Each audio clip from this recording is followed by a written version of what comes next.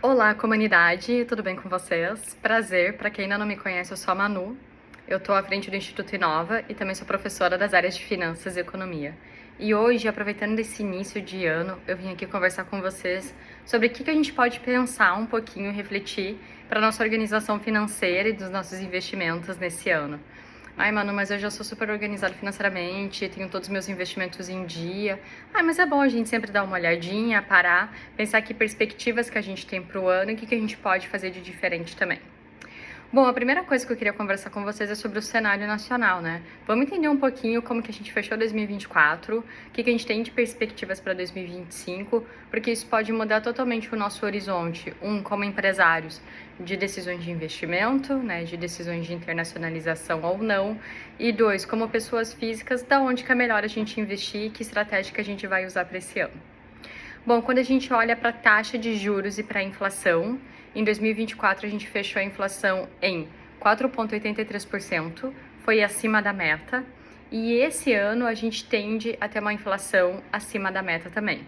A nossa meta é 3% e pela regra do Banco Central ela pode variar 1,5 percentual para mais ou para menos. Mas enfim, a perspectiva, de acordo, né, com o relatório Focus, com o que as instituições financeiras vêm nos passando, é que a gente feche o ano com 5% de inflação. Então, um pouquinho acima.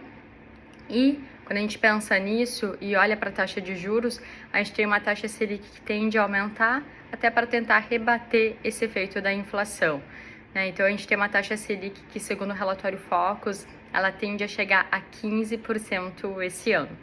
Quando a gente vê uma taxa de juros alta, sim, ela é ruim para o tomador de crédito, né? Se você, como empresa, como pessoa física, está pensando em ir aos bancos, tomar alguma operação de crédito que seja uma operação da carteira normal, né? Não seja uma operação subsidiada, de alguma linha incentivada específica, mas ao mesmo tempo é bom quando a gente pensa no investimento de renda fixa, que são balizados, né, justamente pela taxa Selic. Guarda essa informação, depois a gente volta para pensar um pouquinho mais sobre ela. Vamos falar sobre o câmbio. 2024 foi marcado por uma grande estabilidade, né, na economia nacional e mundial. A gente teve taxas altas de câmbio e esse ano a perspectiva é que a gente continue com uma taxa alta, né, pensando ali numa paridade de dólar de R$ 6. É ruim para quem importa, né, tá tudo muito caro. A gente tem sempre que pensar que talvez isso nos ajude a incentivar alguma produção interna, a gente consumir alguns produtos internos, mas ruim para quem importa e ruim para você que daqui a pouco tem uma viagem planejada. A dica é, vai acompanhando bastante a moeda, no que tiver uma baixa, aproveita e já compra um pouco de moeda, né, que pode ser que você consiga ter uma economia ali até o dia da tua viagem. Bom, saindo um pouco dos indicadores, acho legal comentar que quando a gente olha para o mercado de trabalho, ano passado foi o ano que a gente teve um menor índice de desemprego, né? A taxa de desemprego caiu para 6,1%.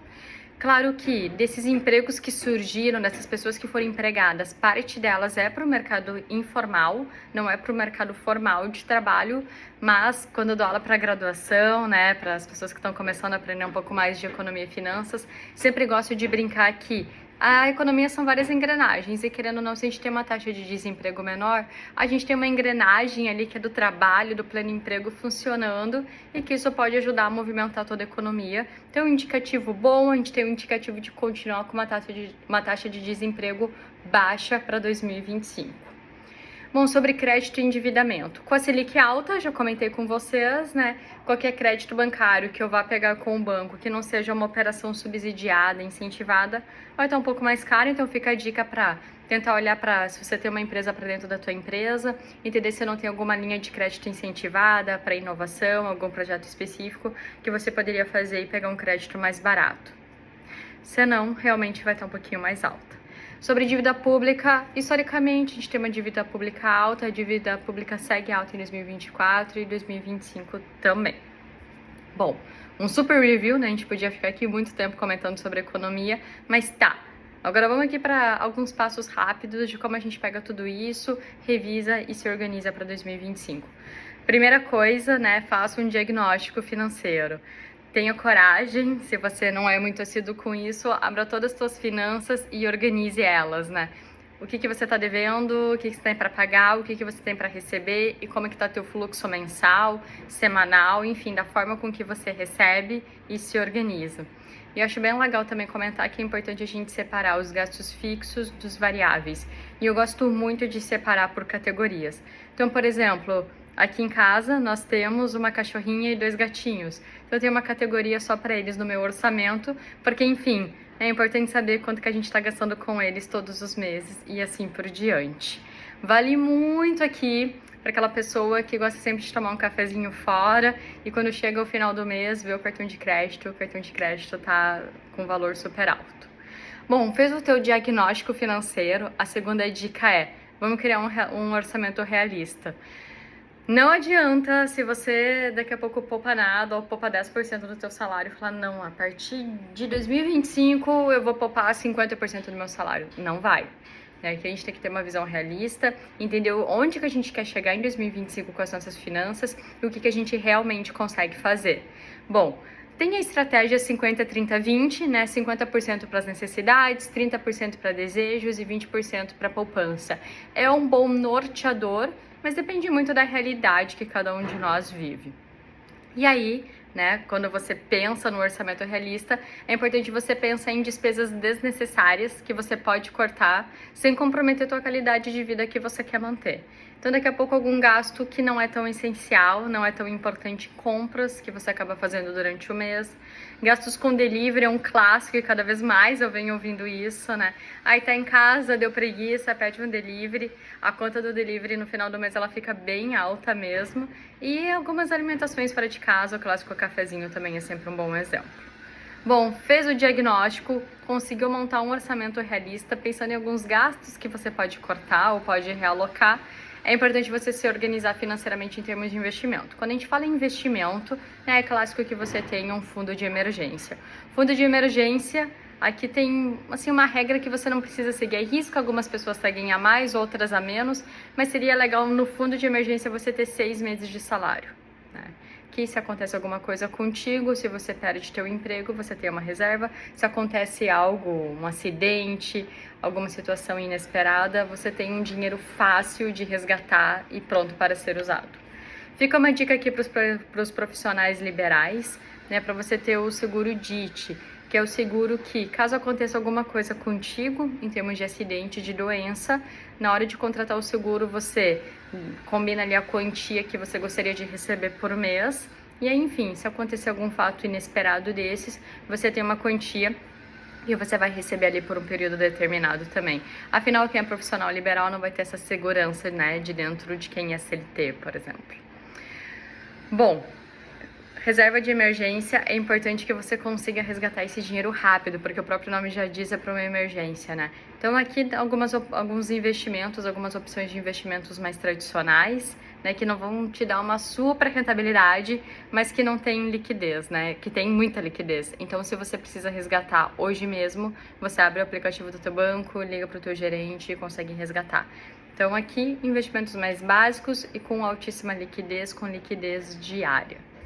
Bom, organizou, planejou o fundo de emergência, agora é controlar e reduzir dívidas, né, caso você tenha alguma. Então, priorizar o pagamento, né, das dívidas que já estão vencidas, das dívidas com taxa de juros mais altas, revisar se você está utilizando cheque especial, está com o cartão de crédito acima do valor e priorizar, regularizar isso. Existem algumas estratégias para essa regularização de dívidas, que são a bola de neve e a avalanche. Né? A bola de neve, ela fala que primeiro você deve pagar as suas dívidas menores, porque assim você tem um incentivo, né? Você vê logo as dívidas sendo saldadas e tem um incentivo para continuar quitando todas as outras até findar. Ou avalanche, que seria começar pelo contrário, pagar as dívidas com maiores juros, que daqui a pouco vão ser as dívidas de um valor mais elevado. É uma estratégia interessante, mas se você não é muito disciplinado, ou você quer muito um resultado a curto prazo, talvez você se frustre com essa estratégia. O que geralmente os especialistas recomendam é mescla as duas, né? Coloca tudo que você tem no papel e tenta entender como que você pode criar um fluxo que tenha um pouquinho de cada estratégia. Enfim, tem dívida, organizou, ótimo. e aí para todo mundo é hora de pensar nos seus investimentos, né? Sempre gosto de falar que os investimentos, eles funcionam como caixinhas dos sonhos. Então, quais são teus sonhos, teus objetivos para 2025, para 2026? Ah, uma viagem internacional, quero mudar de casa, quero comprar alguma coisa específica. Monta tuas caixinhas e planeja estratégias diferentes de investimento para cada caixinha. Até porque se eu quero viajar daqui 6 meses, eu não vou poder investir, né, numa opção de investimento que tem uma carência de 1 ano, né? Não tem nada a ver. Então, dependendo da estratégia ser curto, médio ou longo prazo, eu consigo entender melhor se eu vou colocar numa renda fixa, uma renda variável, né, e assim por diante. Tá, a gente falou um pouco sobre o cenário, a gente falou em algumas estratégias, né, para se organizar financeiramente e onde que a gente deve investir em 2025. Bom, sobre renda fixa com a taxa de juros alta, os títulos do Tesouro são uma boa pedida, principalmente os pré-fixados, porque eles estão se pré-fixando em um momento de taxa de juros altas. Além dos títulos do Tesouro, CDB, LCI, LCA também continuam sendo opções atraentes, até para você dar uma variada, não ficar só em título, não ficar só em CDB também.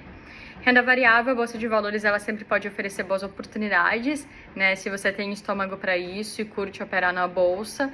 Os setores que estão indicando para esse ano são setores de tecnologia, energia e saúde. Fundos imobiliários são sempre uma boa pedida, sempre gosto de falar, se você não aplica em fundos nos aplicativos dos bancos online, você consegue comprar cotas baratinhas de uma forma rápida para começar a brincar e começar a entender se você curte investir em fundos imobiliários ou não.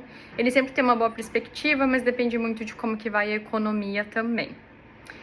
Sobre investimentos no exterior, se você já tem uma carteira de investimentos mais robusta, a indicação é que você tenha um percentual dos seus investimentos atrelados à moeda estrangeira.